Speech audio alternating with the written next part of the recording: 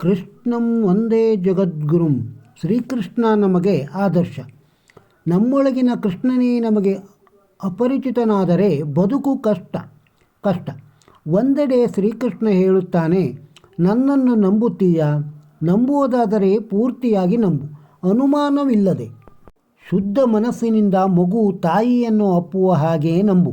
ಹಾಗಿದ್ದಲ್ಲಿ ಮಾತ್ರ ನಾನು ನಿನಗೆ ಸಿಗುತ್ತೇನೆ. ಶ್ರೀಕೃಷ್ಣ ಹುಟ್ಟುವ ಮೊದಲೇ ಆತನ ಸಾವು ಆತನಿಗಾಗಿ ಕಾಯುತ್ತಿತ್ತು. ಸೋದರ ಮಾವ ಕಂಸನ ರೂಪದಲ್ಲಿ. ಹೆತ್ತ ತಾಯಿಗೆ ಆತ ದಕ್ಕಲಿಲ್ಲ, ಸಲಹಿದ ತಾಯಿಗೆ ಆತ ಸಿಗಲಿಲ್ಲ, ಪ್ರೀತಿಸಿದ ರಾಧೆಯ ಪ್ರೀತಿ ಪೂರ್ತಿ ಆಗಲಿಲ್ಲ. ಆತ ತನಗೆ ಸಿಕ್ಕಿದ ಅಂತ ಅಂದುಕೊಂಡವರಿಗೆ ಸುಳ್ಳಾದ. ಒಟ್ಟಿನಲ್ಲಿ ಶ್ರೀಕೃಷ್ಣ ಒಂದು ಚೌಕಟ್ಟಿನಲ್ಲಿ ಸಿಗದ ವ್ಯಕ್ತಿತ್ವ. ಪ್ರತಿಯೊಂದು ಸಂಬಂಧ ಬಾಂಧವ್ಯವನ್ನು ಸಮರ್ಥವಾಗಿ ನಿಭಾಯಿಸಿದ ಶ್ರೀಕೃಷ್ಣ. ಕೃಷ್ಣನ ಕತೆ ಓದಿದ ಮೇಲೆ ನಮಗೆ ಅಲ್ಲಿ ಸಿಗುವುದು ಏನು?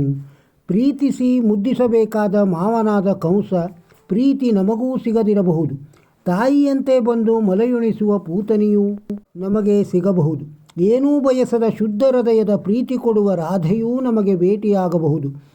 ಕೃಷ್ಣ ಸಾಹಸವಂತ, ಲೋಕವಿಖ್ಯಾತ ಎಂದು ಮದುವೆಯಾದ ರುಕ್ಮಿಣಿ, ಪ್ರೀತಿಸಿ ಹಠಮಾಡಿ ಮದುವೆಯಾದ ಸತ್ಯಭಾಮೆ, ಅಪ್ಪ ಅಮ್ಮನಾದರೂ ಅನಿವಾರ್ಯವಾಗಿ ಪ್ರೀತಿ ಮಾಡಲಾಗದ, ಜೊತೆಯಾಗಿ ಇರಲಾಗದ ಮುಗ್ಧ ಅಸಹಾಯಕರು, ಯಾರದ್ದೋ ಮಗುವನ್ನು ತನ್ನದೆಂದು ಮುದ್ದಿಸುವ ಯಶೋದೆ, ನಂದಗೋಪನಂತಹವರು ನಮಗೆ ಸಿಗಬಹುದು. ಧರ್ಮಜ ಪ್ರತಿಕ್ಷಣವೂ ಧ್ಯಾನಿಸುವ ಅರ್ಜುನ, ನೀನೇ ದೈವ ಎಂದು ನಂಬಿ ಪ್ರಾಣ ಕೊಡಲು ಸಿದ್ಧವಾಗಿರುವ ಕುಂತಿ ಮತ್ತು ಕುಂತಿ ಪುತ್ರರು ಅವರ ಜವಾಬ್ದಾರಿಗಳು. ಸಖಿಯಂತಹ ಸಹೋದರಿ ದ್ರೌಪದಿ, ಒಳಗೊಳಗೆ ದೈವವೆಂದು ಪ್ರಾರ್ಥಿಸುವ, ಎದುರಿಗೆ ಧರ್ಮಕ್ಕೆ ಗಂಟು ಬಿದ್ದು ವಿರೋಧಿಸುವ ಭೀಷ್ಮ, ದ್ರೋಣ, ಕೃಪಾಚಾರ್ಯರು. ಅತ್ತಿಗೆ ತಾಯಿ ಎಂದು ತಿಳಿದರೂ ಮಾನಭಂಗಕ್ಕೆ ಎದುರಾಗುವ ದುರುಳರು.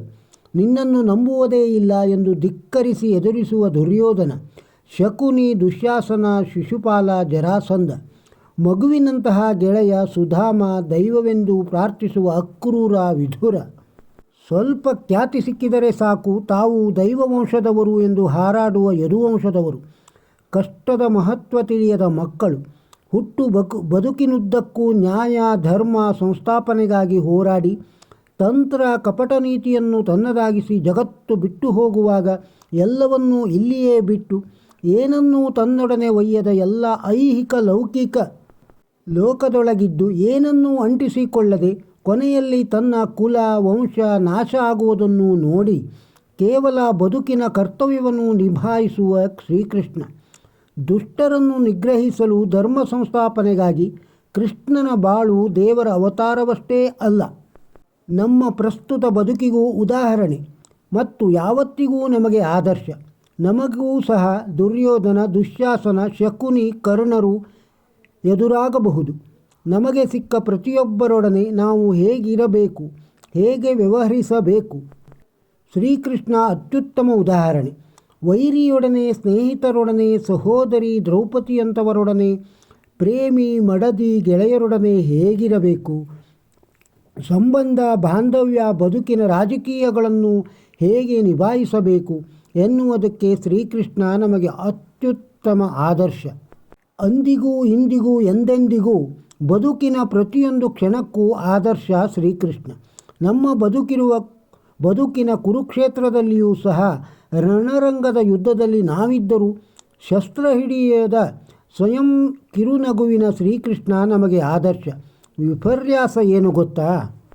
ಆತ ಒಂದು ಚೌಕಟ್ಟಿನೊಳಗೆ ಎಂದೂ ಸಿಗುವುದೇ ಇಲ್ಲ. ಶ್ರೀಕೃಷ್ಣ ಹೀಗೆ ಎಂದು ಯಾವತ್ತಿಗೂ ಹೇಳಲಾಗುವುದಿಲ್ಲ.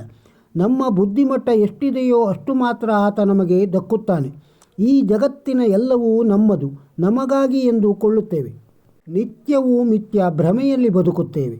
ಈ ಜಗತ್ತು ನಮ್ಮದು, ಎಲ್ಲದೂ ನಮ್ಮದು, ನನ್ನದು, ಹುಟ್ಟಿದ ಪ್ರತಿಕ್ಷಣವೂ ನಮ್ಮದು. ಬರಿಗೈಲಿ ಹುಟ್ಟಿ ಖಾಲಿ ಕೈಯಲ್ಲಿ ಮರಳುವುದು ನಮ್ಮ ಬದುಕು. ಸಾವನ್ನು ಮರೆತು ಹಾರಾಡುವ ನಮ್ಮ ಬದುಕಿಗೆ ನಾವು ಹೇಗಿರಬೇಕು, ಹೇಗೆ ಬಾಳಬೇಕು ಎನ್ನುವುದಕ್ಕೆ ಶ್ರೀಕೃಷ್ಣ ನಮಗೆ ಆದರ್ಶ. ವಸುದೇವ ಸುತಂ ದೇವಂ ಕಂಸ ಚಾಣೂರ ಮರ್ದನಂ ದೇವಕೀ ಪರಮಾನಂದಂ ಕೃಷ್ಣಂ ವಂದೇ ಜಗದ್ಗುರುಂ. ಯಾವ ಬಿಕ್ಕಟ್ಟಿನಲ್ಲಿ ಯಾವ ಪಾಠವನ್ನು ಓದಬೇಕು, ಅಥವಾ ಕೇಳಬೇಕು. ನೀವು ಶಕ್ತಿಹೀನರಾಗಿದ್ದರೆ ಹನುಮಾನ್ ಚಾಲೀಸಾ ಯಂತ್ರ. ಮನಸ್ಸು ವಿಚಲಿತವಾಗಿದ್ದರೆ ಶಿವಾಷ್ಟಕಂ. ಸಮಾಜದಲ್ಲಿ ಗೌರವ ಸಿಗದಿದ್ದರೆ ಆದಿತ್ಯ ಹೃದಯ ಮೂಲ.